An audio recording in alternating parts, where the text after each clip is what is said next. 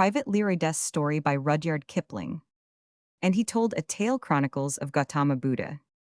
Far from the haunts of company officers who insist upon kit inspections, far from keen-nosed sergeants who sniff the pipe stuffed into the bedding roll, 2 miles from the tumult of the barracks, lies the trap. It is an old dry well shadowed by a twisted pipal tree, and fenced with high grass here in the years gone by did private Orthoris establish his depot and menagerie for such possessions dead and living, as could not safely be introduced to the barrack room. Here were gathered Howden pullets and fox terriers of undoubted pedigree, and more than doubtful ownership, for Orthoris was an inveterate poacher and preeminent among a regiment of neat-handed dog-stealers.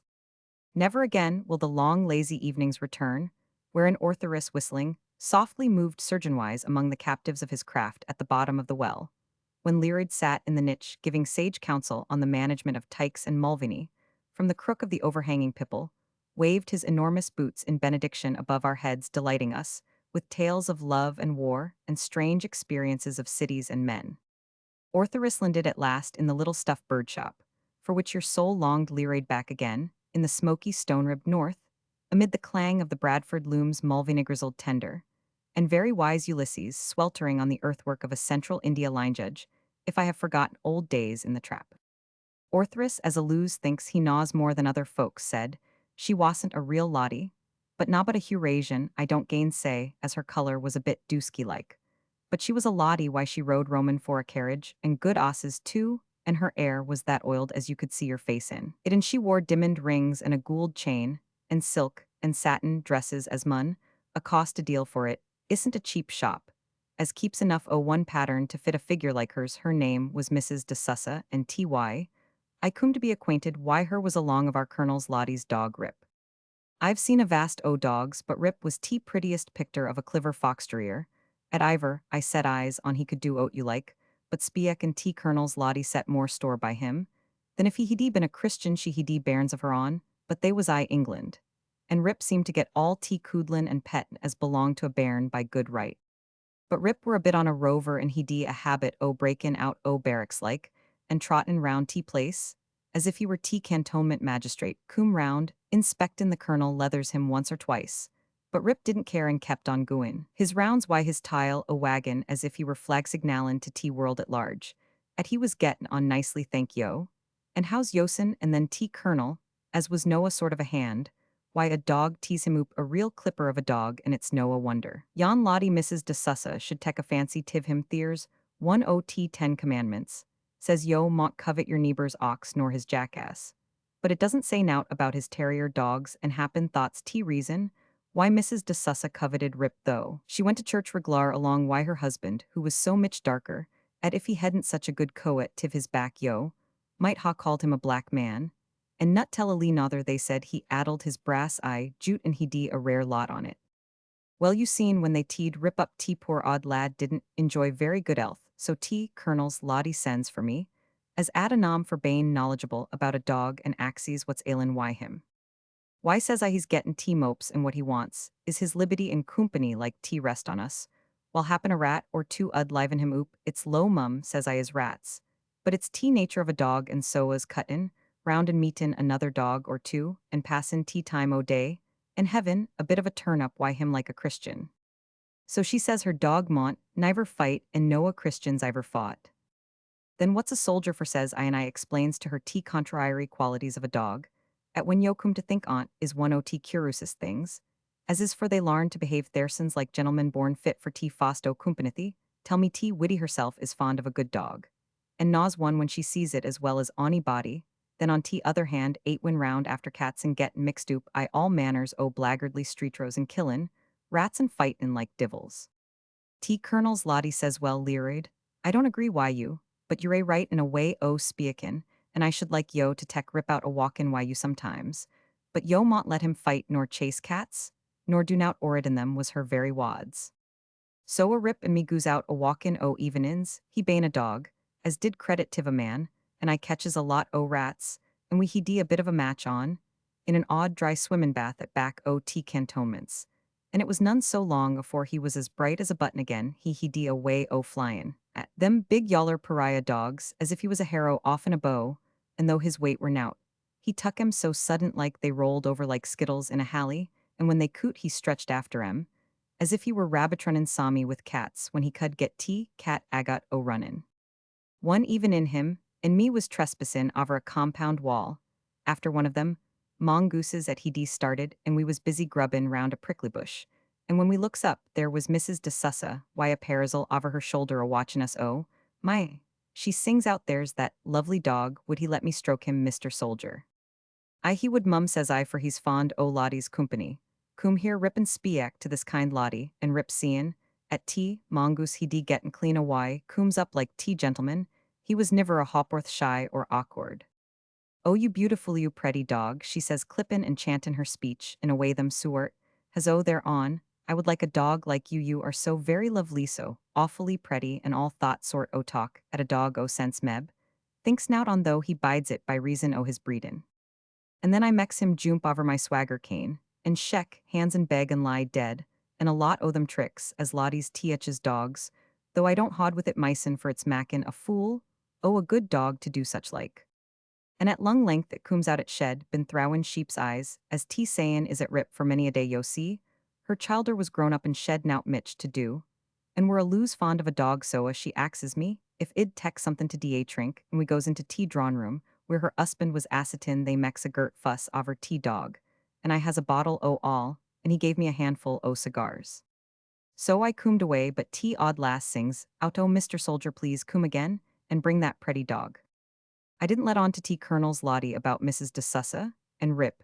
He says nout nother, and I goos again, and every time, there was a good da trink and a handful o good smooeks, and I telled tea odd lass a he up more about rip than id ever heerd how he tuck tea lost prize at Lunnon. Dog show and cost £33 fower shillin' from tea man as bred him at his own brother, was tea property o tea Prince o Wales, and at he had a pedigree as long as a dook's, and she lapped it all oop, and were niver tired o admirin' him.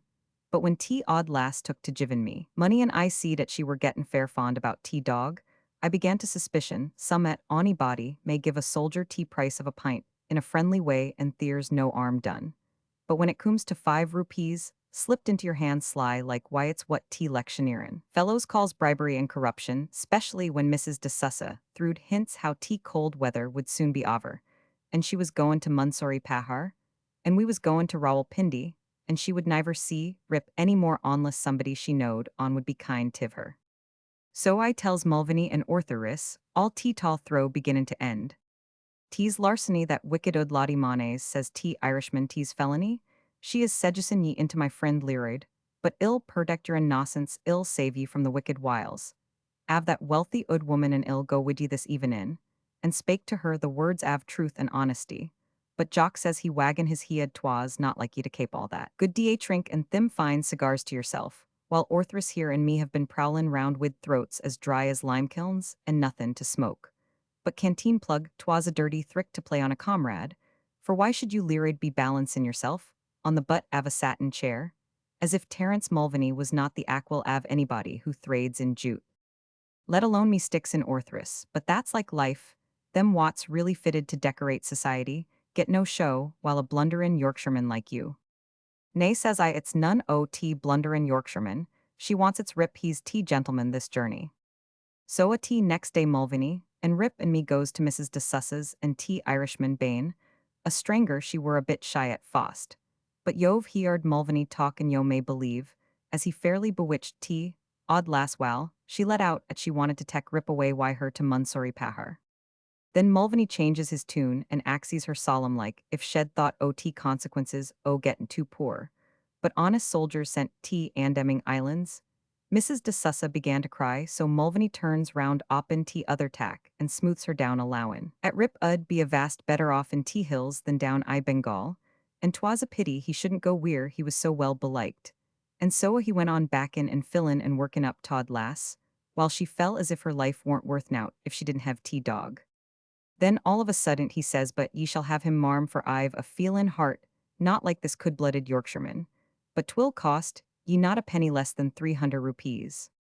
Don't yo believe him? Mum says it Colonel's Lottie wouldn't tek 500 for him. Who said she would, says Mulvaney, it's not buyin' him I mane, but for the sake o this kind good Lottie ill, do what I never dreamt to do in my life, ill stale him. Don't say steal, says Mrs. de Sussa, he shall have the happiest home. Dogs often get lost, and then they stray and he likes me. And I like him as I never liked a dog. Yet, and I must have him, if I got him at tea last minute I could carry him off to Munsori Pahar, and nobody would never gnaw. Now and again Mulvaney looked across at me, and though I could mak nout, what he was, after I concluded to take his lead. Well, mum, I says, I never thought to coom down to Dogstialin, but if my comrade sees how it could be done to oblige a laddie like Yosin, I am nut tea man to hod back, though it's a bad business, I am thinkin', and 300 rupees is a poor set off again, tea chance of them damning islands, as Mulvaney talks on. I'll mek it 350, says Mrs. de Sussa, only let me have tea, dog. So we let her persuade us, and she texts Rip's measure theer, and then in sent to Hamilton's to order a silver collar again, tea time, when he was to be her on, which was to be tea day, she set off for Munsori Pahar. Sit the Mulvaney, says I, when we was outside you're niver goin' to let her have Rip. And would ye disappoint a poor old woman, says he, she shall have a Rip. And where's he to come through, says Roman 1, Learoyd my man, he sings out you're a pretty man, av your inches, and a good comrade. But your head is made av duff, isn't our friend Orthris a taxidermist, and a raw artist, wid his nimble white fingers. And what's a taxidermist but a man who can thrate shkins? Do ye mind the white dog that belongs to the canteen sergeant bad cess to him? That's lost half his time and snarlin', the rest he shall be lost for good now, and do ye mind that he's the very spit in shape and size, av the colonel's baron, that his tail is an inch too long and he has none, av the color that diversifies the raw rip in his timper, is that av his master and worse, but what is an inch on a dog's tail, and what to a professional like Orthris, is a few ring-straked pots, av black-brown and white nothin' at all. Then we meets Orthris and that little man Bain sharp as a needle seed his way through tea business in a minute, and he went to work a practice in Erdies, the very next day beginnin' on some white rabbits. He had and then he drored all Rip's markins on tea back of a white commissariat bullock, so as to get his, and in and be sure of his colors shadden off brown into black, as natural as life if Rip he d a fault it was too much markin, but it was strangely reglar and Orthris settled himself to make a fostrate job on it when he got hod ot canteen sergeant's dog Theer Niver, was sich a dog as thought for bad temper, and it did not get no better when his tail he d to be fettled an inch and a half shorter. But they may talk o Theer Royal Academies, as they like I never seed a bit o animal paintin' to beat tea copy, as Orthris made of Rip's marks, while tea picter itself, was snarlin' all tea time and tryin' to get at Rip standin' Theer to be copied as good as Gould. Orthris alloos he d as Mitch conceit on himson, as would lift a balloon, and he were so pleased why his sham Rip, he were for teching him to misses. De Sussa before she went away, but Mulvaney and me stopped thought knowin' Orthris work, though never so cliver was na but skindeep. And at last Mrs. de Sussa fixed tea day for startin' to Munsori Pahar. We was to tek Rip to tea station, I a basket and hand him over just when they was ready to start, and then shed give us tea, brasses was agreed upon. And my wad it were high time she were off for them Erdies upon tea curs back, took a vast of paintin' to keep tea reet color, though Orthris spent a matter o 7 rupees 6 annas it, best druggist shops I Calcutta. And tea canteen sergeant was lookin' for, is dog everywhere, and why Bain tied up tea beast's timper got war nor ever. It were it evenin' when tea train started throw Hara, and we helped Mrs. de Sussa why about 60 boxes, and then we gave her tea basket. Orthris for pride av, his work axed us to let him coom along why us, and he couldn't help liftin' tea lid and showin' tea cur, as he lay coiled oop. Says tea odd lass the beauty how sweet he looks, and just then tea beauty snarled and showed his teeth, so Mulvaney shuts down tea lid, and says yell be careful marm win? Ye tek him out he's disaccustomed to traveling by tea railway and hell be sure to want his raw mistress and his friend Learoyd, so yell make allowance for his feelings at fast. She would do all thought and more for the dear good Rip, and she would nut up in tea basket, till they were miles away for fear anybody should recognize him, and we were real good and kind soldier men. We were, and she hands me a bundle o notes, and then cooms up a few of her relations and friends to say good be not more than 7 to 5 there Wassington, we cuts away. What coom to tea 350 rupees thoughts, what I can scarcelins tell yo. But we melted it, it was share and share alike for Mulvaney said, If Learoyd got hold of Mrs. de Sussa, first sure 'twas I that remembered the sergeant's dog, just in the nick av. Time and Orthris was the artist av Janius that made a work, av art out, av that ugly piece av ill nature yet, by way av a thankofferin, that I was not led into felony, by that wicked ood woman, ill, send a thrifle to Father Victor for the poor people. He's always beggin' for. But me and Orthris he bane Cockney and I bane pretty far north. Did not see it it saw me way wed gettin' tea brass, and we mean to keep it in soa, we did for a short time. Noa we never heard a wad more ot.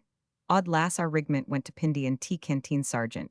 He got himself another tyke, instead ot one at got lost so reglar, and was lost for good at last.